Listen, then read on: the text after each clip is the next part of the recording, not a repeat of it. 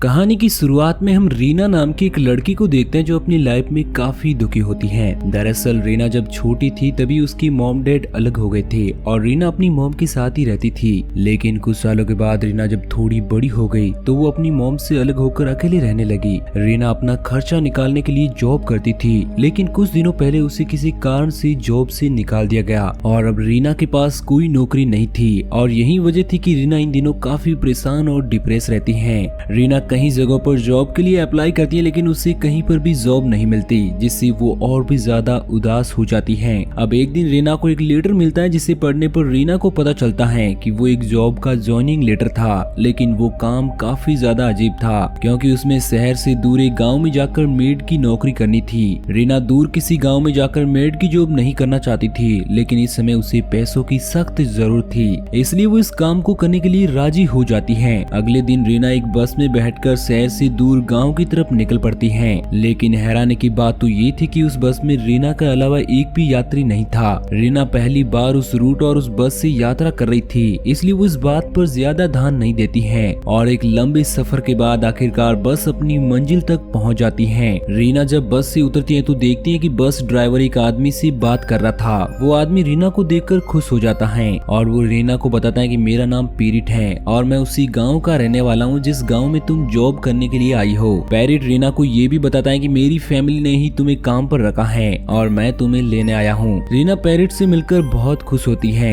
इसके बाद वो दोनों जंगल के रास्ते से होते हुए गांव की तरफ निकल पड़ते हैं। रास्ते में रीना पेरिट से पूछती है कि आखिर वो लोग शहर से दूर जंगल के बीच में बसे गाँव में क्यों रहते हैं। इस पर पेरिट रीना को बताता है कि हम लोग खेती और शिकार करके अपनी जीविका चलाते हैं, इसलिए हम पूरी तरह से आत्मनिर्भर हैं और हमें बार बार शहर जाने की भी कोई जरूरत नहीं पड़ती है। रीना भी पेरिट की बातों से एग्री करती है और वो दोनों बातें करते हुए जल्द ही गांव पहुंच जाते हैं। गांव काफी ज्यादा छोटा था और वहां पर चारों तरफ शांति थी। गांव पहुंचने पर गांव की महिलाएं आगे बढ़कर रीना का स्वागत करती हैं और इसके बाद पेरिट की छोटी बहन मारिया रीना को उसका कमरा दिखाती है। गाँव में आकर रीना बहुत खुश थी क्योंकि गाँव की महिलाएं उसके साथ काफी ज्यादा फ्रेंडली थी। कुछ समय बाद जब रीना मारिया और उसकी पूरी फैमिली के साथ खाना खाने के लिए जाती है तो वो ये देखकर पूरी तरह से हैरान थी कि पेरिट के फैमिली मेंबर्स खाना खाने से पहले प्रेयर कर रहे थे क्योंकि वो काफी ज्यादा धार्मिक थे। खाना खाने के बाद पेरिट की छोटी बहन रीना को उसका काम समझाती है और साथ ही वो रीना को अपना गांव भी दिखाती है। अब रीना और मारिया जल्द ही एक अच्छी दोस्त बन जाती है और रीना शहर के शोर शराबे से दूर इस गाँव में आकर काफी ज्यादा खुश थी। शाम होने पर जब रीना अपने दांतों को साफ कर रही थी कि तभी उसके पास के केबिन से किसी लड़के की चिल्लाने की आवाज सुनाई देती है।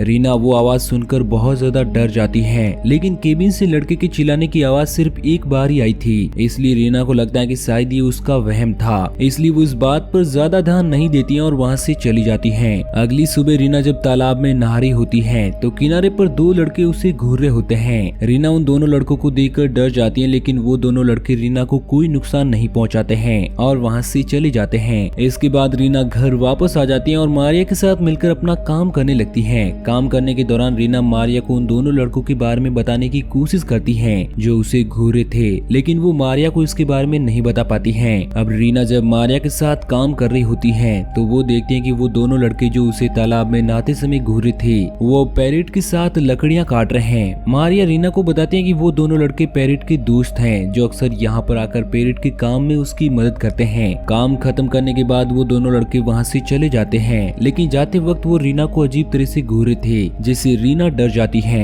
अगले सीन में हम रीना को पेरिट के घर पर गांव की औरतों के साथ काम करते हुए देखते हैं। काम करने के दौरान जब एक लेडी रीना से पूछती है कि क्या तुम इस गांव के किसी लड़के के साथ शादी करके हमेशा के लिए इसी गांव में रहना चाहती हो। इस पर रीना बोलती है कि नहीं, मैं इस गांव में हमेशा के लिए नहीं रह सकती। अब यहाँ पर पेरिट भी आ जाता है जो रीना से कहता है कि अब हम तुम्हें कभी भी इस गाँव से बाहर नहीं जाने देंगे। पेरिट की बात सुनकर रीना गुस्सा होकर घर से बाहर आ जाती है क्योंकि कहीं न कहीं उसे डर था कि कहीं सच में गाँव वाले हमेशा के लिए उसे गाँव में ही कैद न कर दे और वो यहाँ पर शहर से मदद भी नहीं मंगा सकती थी। रीना के घर के बाहर जाने के बाद पेरिट घर के अंदर काम कर रही महिलाओं को ध्यान करवाने लगता है। अब मारिया रीना को मनाने के लिए घर से बाहर आती है और उसे समझाती है कि पेरिट तो सिर्फ मजाक कर रहा था, लेकिन रीना इस समय काफी ज्यादा गुस्से में थी, इसलिए वो मारिया की बातों पर ज्यादा ध्यान नहीं देती है। अब पेरिट और गाँव की कुछ महिलाएं भी रीना को समझाने के लिए घर से बाहर आ जाती है और उसे सॉरी बोलती है, लेकिन रीना अभी भी काफी ज्यादा गुस्से में थी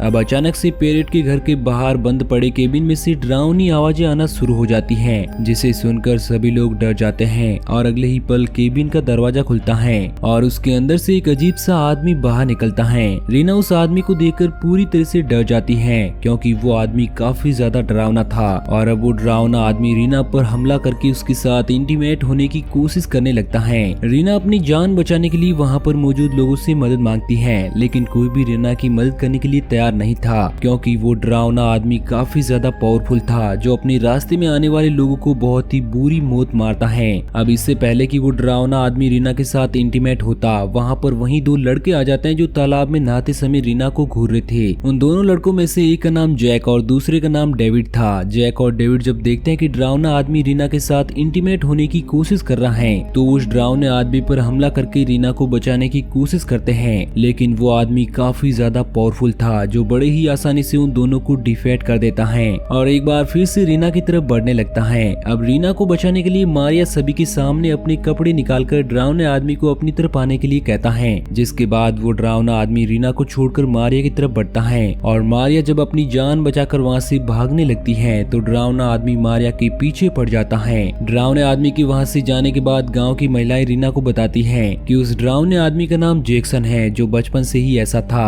और लड़कियों को देखकर बहुत जल्द उनकी तरफ अट्रैक्ट हो जाता था, इसलिए उसके बड़े होने पर गांव की महिलाओं को जैक्सन से बचाने के लिए उसे केबिन में बंद कर दिया गया, लेकिन आज उसने किसी तरह खुद को आजाद कर लिया और बाहर आ गया। रीना अब समझ चुकी थी कि ये गांव देखने में जितना सिंपल और प्यारा दिखता है वो असल में उतना ही ज्यादा रहस्यमयी है, इसलिए अब रीना जल्द से जल्द गाँव से वापस जाना चाहती थी। पैरेट रीना को बताता है कि वो इस समय वापस शहर नहीं जा सकती है क्योंकि शहर जाने की बस अगले दिन शाम को आएगी। रीना ये सुनकर बहुत दुखी और परेशान होती है क्योंकि आज गांव में ही रुकने के अलावा उसके पास और कोई रास्ता नहीं था। अगले सीन में हम रीना को तालाब के किनारे पर बैठे हुए देखते हैं जहां पर मारिया भी आ जाती है जो रीना को बताती है कि किस प्रकार वो आज जैक्सन से बच गई क्योंकि इससे पहले कि वो मारिया के साथ इंटीमेट होता गाँव वालों ने जैक्सन को पकड़कर वापस से केबिन में बंद कर दिया। बातों ही बातों में मारिया रीना से कहती है कि तुम जैक के साथ शादी क्यों नहीं कर लेती क्योंकि उसने तुम्हें बचाने के लिए जैक्सन पर हमला किया था और वो तुम्हें बहुत पसंद करता है। मारिया की बातें सुनकर रीना उसके ऊपर गुस्सा होकर वहाँ से जाने लगती है क्योंकि वो नहीं चाहती थी कि कोई भी उसे हमेशा के लिए गांव में ही रहने के लिए कहे।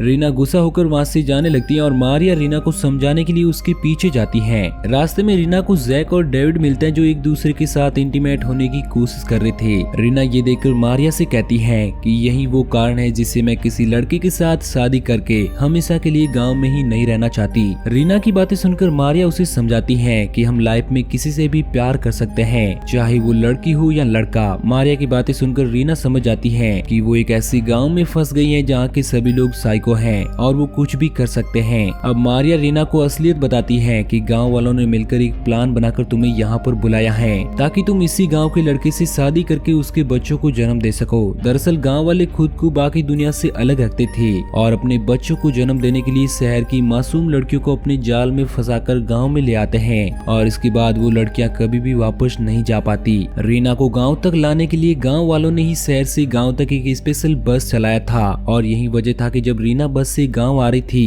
तो बस में उसके अलावा कोई और नहीं था। मारिया की बातें सुनकर रीना पूरी तरह से डर चुकी थी और अब उसकी तबीयत खराब होना शुरू हो जाती है। रीना देखते हैं कि बस ड्राइवर गाँव का ही आदमी है और अब एक एक करके सारे गाँव वाले रीना की तरफ बढ़ रहे थे। पैरेट रीना के पास आकर उससे कहता है कि हमने तुम्हें गांव में हमारे बच्चों को पैदा करने के लिए ही लाया है और तुम्हें जैक से शादी करनी ही पड़ेगी। अब अगले ही पल रीना बेहोश हो जाती है और जब वो होश में आती है तो देखती है कि गांव वालों ने चारों तरफ से उसे घेर रखा है और वो रीना को जैक के साथ शादी करने के लिए कह रहे हैं। रीना जैक से शादी नहीं करना चाहती थी क्योंकि वो जान गई थी कि जैक गाँव के बाकी लोगों की तरह ही साइको है, इसलिए वो किसी तरह बहुत मुश्किल से अपनी जान बचाकर वहाँ से भागने लगती है। रीना जंगल में लगातार भागती रहती है क्योंकि वो किसी भी तरह से हाईवे तक पहुंचना चाहती थी ताकि अपने शहर वापस जा सके और वहीं दूसरी तरफ जैक गांव वालों के साथ जंगल में चारों तरफ रीना को ढूंढ रहा था क्योंकि वो रीना के साथ शादी करना चाहता था। इसके बाद हम रीना को देखते हैं जो जंगल में लगातार आगे बढ़ रही होती है, लेकिन तभी पीछे से कोई रीना पर अटैक करता है जिससे रीना बेहोश हो जाती है। अब रीना जब होश में आती है तो देखती है कि उसके सामने एक औरत आग जलाकर बैठी हुई है। रीना उस औरत को देखकर पूरी तरह से हैरान होती है और उसे पूछती है कि तुमने मेरे ऊपर हमला क्यों किया। इस पर वो औरत रीना को बताती है कि मुझे लगा था कि तुम कोई आदमी हो जो मुझे नुकसान पहुंचाना चाहता था, इसलिए मैंने मैंने खुद को बचाने के लिए तुम पर अटैक किया था, लेकिन जब मैंने तुम्हारी बॉडी को टच किया तो मुझे पता चला कि तुम कोई आदमी नहीं बल्कि औरत हो, इसलिए मैं तुम्हें अपनी झोपड़ी में ले आई। अब रीना जब जंगल से आ रही गाँव वालों की आवाज सुनती है तो वो उस औरत को अपनी पूरी कहानी बताकर उससे मदद मांगती है, क्योंकि गाँव वाले उसी को ढूंढ रहे थे। रीना की बात सुनकर वो औरत रीना को बताती है कि तुम कुछ भी कर लो लेकिन गाँव वालों से बचकर शहर वापस नहीं जा पाओगी, क्योंकि जंगल काफी बड़ा है और इस समय हम दोनों जंगल के बीच में हैं। अब जैक अपने दोस्त के साथ रीना को ढूंढता वो उस औरत के पास आ जाता है, लेकिन उसे वहाँ पर रीना नहीं मिलती, क्योंकि उस औरत ने रीना को पहले ही अपनी झोपड़ी में छुपा दिया था। वो औरत जैक से झूठ बोलती है कि उसके पास कोई भी लड़की नहीं आई है, जिसके बाद जैक अपने दोस्त के साथ वहाँ से चला जाता है। जैक के जाने के बाद वो औरत रीना को अपनी कहानी बताती है कि उसे भी गाँव वालों ने अपने जाल में फंसाकर गाँव में बुलाया था ताकि वो गाँव वालों के बच्चों को जन्म दे सके,